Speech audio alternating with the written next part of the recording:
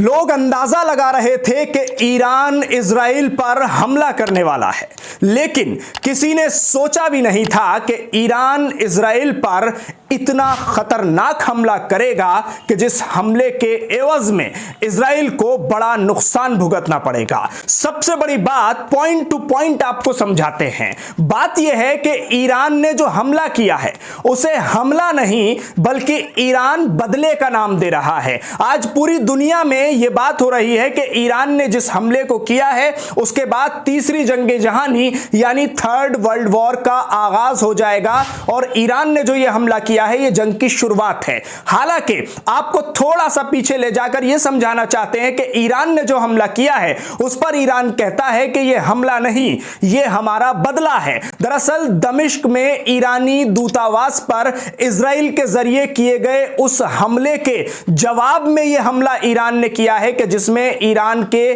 कई ऐसे अहम जो अधिकारी थे उनकी मौत हो गई थी कि जिसके बदले में ईरान का काफी नुकसान हुआ था। उसी के बाद ईरान ने देर रात इजराइल पर तकरीबन 300 मिसाइल प्लस ड्रोन से हमला किया है। और सबसे बड़ी अपडेट इस पूरे मामले में आपको दे दूं, लोग ये कह रहे हैं और पूरा इंटरनेशनल मीडिया इस बात पर लग गया है कि यह बताया जाए पूरी दुनिया को, यह समझाया जाए कि इजराइल का बाल भी बाका नहीं हुआ। सब ये कह रहे हैं कि इजराइल का कोई नुकसान नहीं हुआ और सारे ड्रोन, सारे मिसाइल सबको आयरन डोम ने मार गिराया। जबकि इस पूरे मामले में जो अंदर की खबरें हैं और जितने विशेषज्ञ हैं वो सब इस बात को बता रहे हैं कि अगर आयरन डोम 90% भी कामयाब रहा होगा उन ड्रोन को और उन मिसाइलों को गिराने में, तो 10% तो हमला सही जगह पर और सही निशाने पर लगा होगा।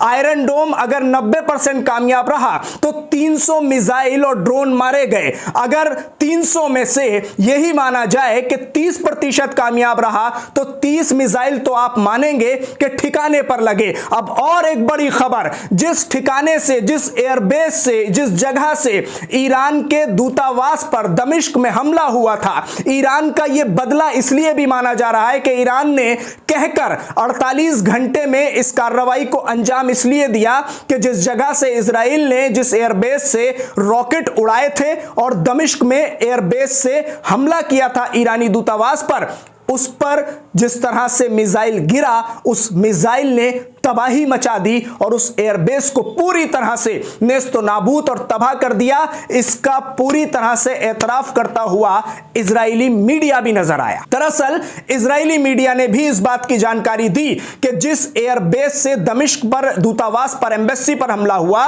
ईरान ने उसको निशाना बनाया और जिस मिसाइल से निशाना बनाया उस मिसाइल का नाम है खैबर मिसाइल। इस खैबर मिसाइल को रोकने की ताकत इजराइल के किसी भी आयरन डोम में नहीं थी और इस खैबर मिसाइल ने इजराइल के उस एयरबेस सिस्टम पर हमला किया कि जहां से, जिस सैन्य ठिकाने से इजराइल ने रॉकेट दागा था दमिश्क की उस एम्बेसी पर, जिसमें ईरानी कई लोग मारे गए थे। अब आपको इसके अलावा अंदर की खबर और बताते हैं। जिस तरह से जगह जगह इजराइल में ये रॉकेट गिरे, ये हमला हुआ, उसके बाद इंटरनेशनल मीडिया ये बता रहा है कि कोई नुकसान नहीं हुआ, लेकिन इजराइल में एक तरह की खलबली है और यह खलबली इसलिए मची हुई है क्योंकि इजराइल का इस हमले से बड़ा नुकसान हुआ है। यह हमला कहकर किया गया है, ऐसा नहीं है कि ढके छुपे तौर पर ईरान ने चुपके से जाके इजराइल में कोई एक बम गिरा दिया हो या कोई हमला कर दिया हो और उसकी जानकारी किसी को नहीं मिली हो। इंटेलिजेंस की रिपोर्ट यह पहले ही कह चुकी थी 3 दिन पहले कि 48 घंटे के भीतर,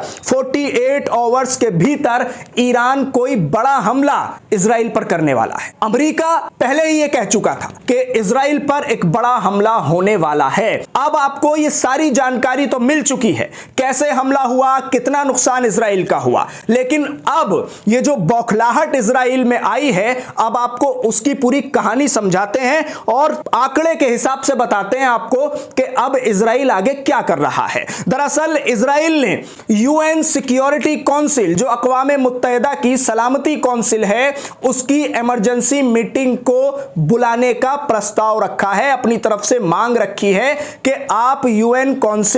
सिक्योरिटी काउंसिल की मीटिंग बुलाई जाए, हमारे ऊपर ईरान ने हमला किया है। अब सुनिए, अभी तक पिछले तकरीबन 6 महीने से जो इजराइल लगातार गाजा में हमास पर और गाजा में फिलिस्तीन पर बच्चों पर हमले कर रहा था और यूएन में सिक्योरिटी काउंसिल में लगातार प्रस्ताव रखे जा रहे थे और इजराइल किसी की नहीं सुन रहा था, किसी इंटरनेशनल कानून को नहीं मान रहा था। आज वही यूनाइटेड नेशन की सिक्योरिटी काउंसिल को अपना मददगार बना रहा है और उसको याद आ रही है यूनाइटेड नेशन की सिक्योरिटी काउंसिल की, जब ईरान ने एक ऐसा आत्मघातक हमला इजराइल पर कर दिया है। तो आज उसी इजराइल को याद आ रही है यूनाइटेड नेशन की सिक्योरिटी काउंसिल की और बचाने के लिए पुकार रहा है, बचाओ बचाओ बचाओ। यूनाइटेड नेशन की सिक्योरिटी काउंसिल में अब पीर के दिन प्रस्ताव रखे जाएंगे, मीटिंग रखी जाएगी और उसके बाद क्या होगा,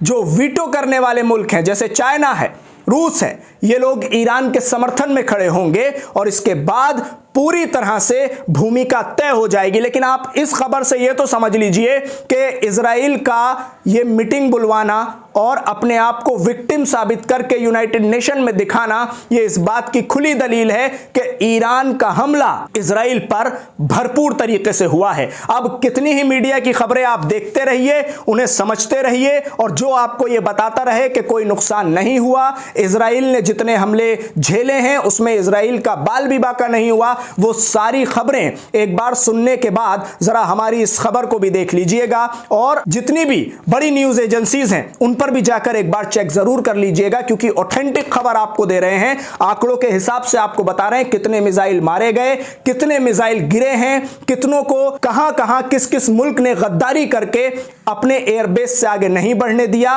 और वहां उनको गिरा लिया। सबसे बड़ी गद्दारी इस पूरे प्रकरण में जॉर्डन की तरफ से सामने आई है। जॉर्डन ने ईरान की तरफ से जितने मिसाइल दागे गए उसमें से बहुत सारे अपने यहां गिराने की कोशिश की, उसमें से कई मिसाइलों को गिराया भी, लेकिन खैबर मिसाइल, बैलिस्टिक मिसाइल और उसके अलावा हाइपरसोनिक मिसाइल, ड्रोन, इन सभी को गिराने में तो कामयाब नहीं रहा, लेकिन अपनी कोशिशें और अपनी गद्दारी की एक नई मिसाल जॉर्डन ने पेश जरूर की है। इस खबर को ज्यादा से ज्यादा शेयर कीजिएगा और इस तरह की तमाम अपडेट आपको लगातार देते रहेंगे। चैनल पर हमारे साथ बने रहिएगा। फिलहाल इस खबर में इतना ही। बहुत बहुत शुक्रिया हमारे साथ जुड़ने के लिए। चैनल को सब्सक्राइब जरूर करें, बेल आइकन जरूर दबाएं।